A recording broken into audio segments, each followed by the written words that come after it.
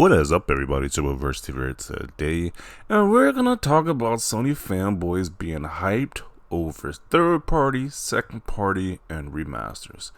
Now, this is purely a pitiful state for the greatest console on earth, the PS5.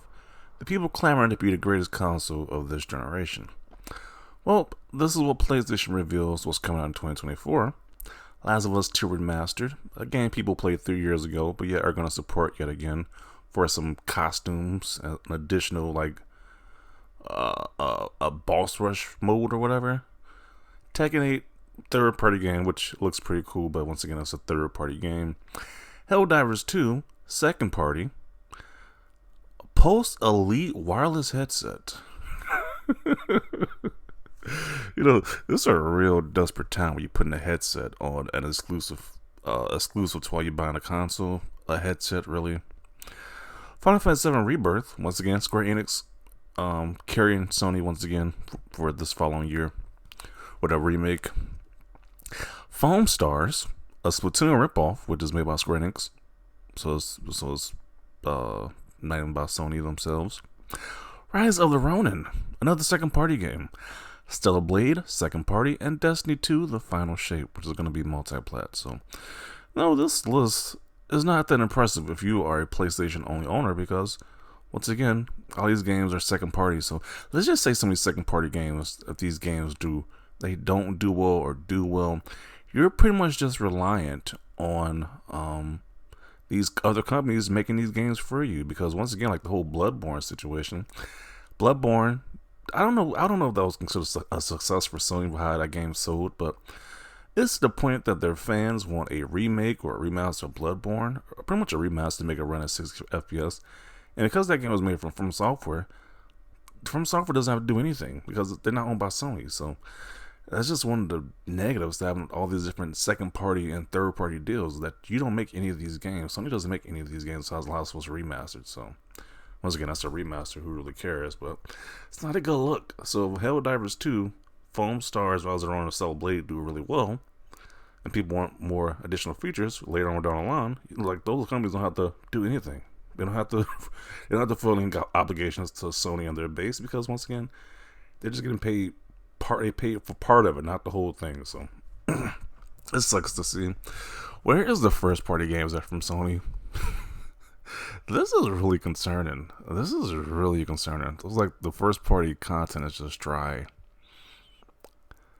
So dry that they're hyping up a headset and a list of the big Sony titles coming out. So I don't know. This is wild. Like, there are a few games I'm interested in playing here, but it was like, I'm glad I got more than one console besides a PlayStation, because this is kind of crazy right here. It's like I would not be too confident as being a PlayStation only owner at this point, with Sony's just truly lack of first party content. So let's see what people got to say about this. Introducing third party money hats while the stables whine about Xbox buying studios to make their own games. Are they now capping for multiplats? OMG, down bad. Is there a headset in there? Yeah, there's definitely a headset. And DLC as a feature to look forward to on PlayStation. Crazy times we are living in, when people are hyping up headsets now. Did bro really list a headset? It took me a moment to realize that's not a game. You thought 2023 was abysmal? I mean, it's slightly better, but it's still not looking that great, especially first party wise. Like this year they had Spider-Man 2. Next year, where's the first party stuff at? Nowhere to be found. A headset is the first party content Sony's delivering. This is just sad. Like, this is really... I don't understand. You can open your mouth to talk about Microsoft ever again with their first party content delivery, what Xbox is bringing out, especially since those games will be on day one of Game Pass. Then now we got to the point where the PlayStation fan base is hyping up third party games and a headsets and a remaster game. Like, really? This is craziness. But it's still 50 million consoles. It's outselling the Xbox, though. You have no first party games. This is craziness. Then I think someone tried to take a jab. Like, what y'all got going on Q1? We got Stalker 2 coming out. I don't know. Is Stalker 2 first party? I think it's first party. I'm not sure. I just know you got that big game coming out. You got Avowed coming out. We got what other games we got coming out? Fable. I don't know if that's coming out this year or next. There's a long roadmap of stuff we know what's coming out for Xbox, but we can't say the same for Sony. Whatever first party content wise, we don't know where it's at. Only one we do know is from Insomniac because their stuff got hacked. Well, than that, we don't know what Sony first party got going on, which is kind of spooky right now. When you got a PS5 for Christmas from Grandma, and it's just empty. Like this house right here, just empty. Where's the furniture at? Where are the first party games at? That's what I want to know. Yeah, and they still open their mouths to talk about Starfield. At least that was a first party game that we could play for hundreds of hours. I can't see the same for Sony. Y'all playing like third party games. That's just craziness. You could just buy the Xbox at that point and just play the same games on there. Let's see. 2024 is year of the Xbox. Yeah, I definitely see Xbox is going to completely dominate this year. That's like all these great games come to Game Pass day one, whether it be first party or good second party deals. At least if you're going to champion second party, at least have like a deal like Game Pass. We can get those games in the service, but y'all are doing it backwards. Y'all are champion PlayStation for just second party games. That's not gonna be like like an PS Plus service or anything. You're just champion second party games or third party games. It's like really, it's not that great. Captain for Foam Stars, yeah. The Bubble Bath Simulator has a fan has a audience. I see. You know, it's just like a ripoff of Splatoon, but there's the same people who look down upon Splatoon are now propping this game up, which is crazy. A headset facepalm. I am behooved at the Pony Station for 2024. Yeah. Square Enix has to save them once again. I'm pretty sure the most anticipated game on this whole list here is Final Fantasy VII Rebirth, and once again, it's a Square Enix game. So they've been saved by Daddy Square Enix at this point. They got to keep coming in to save the day.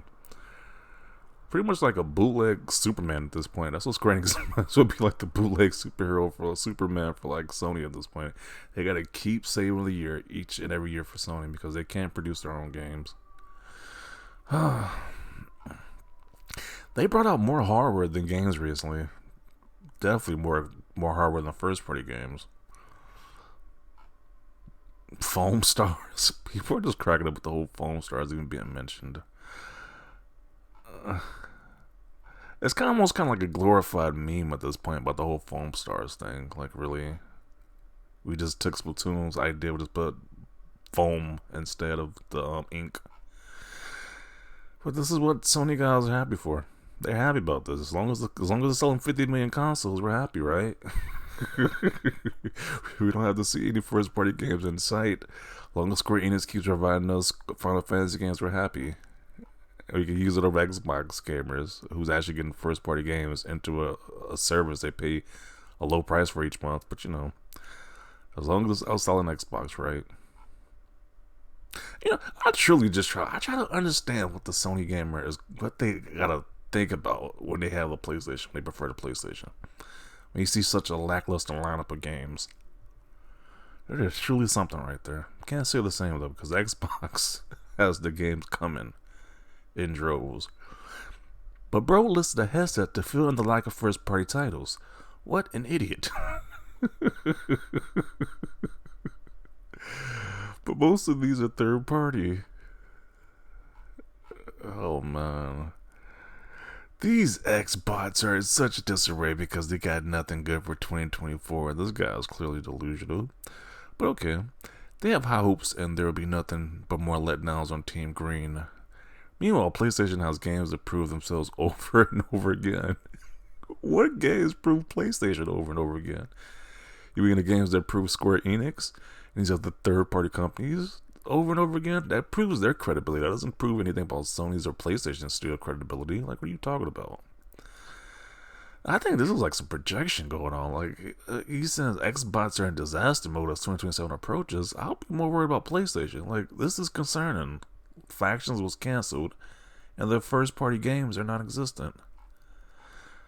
But they got that remaster though. They got The Last of Us 2 remaster, which is first-party technically. So I guess there you go. Be happy with that. I'm trying not to laugh, but this is embarrassing. This is embarrassing right here. But once again, I'm not gonna. If you're happy, I'm happy. Be happy with what you got right here. I'm not. I'm not gonna be a Debbie Downer. You're happy about this list of non-first-party PlayStation games? Good for you. But once again, this is very disappointing, especially when you hear about Xbox having no games. That narrative. It just seems like PlayStation has no first-party games, and it's very concerning. But 50 million PS5 sold. So I'm gonna include it right here. Definitely want to see your thoughts down below about this. Leave a like if you like this video. And as always, thanks for watching, and peace.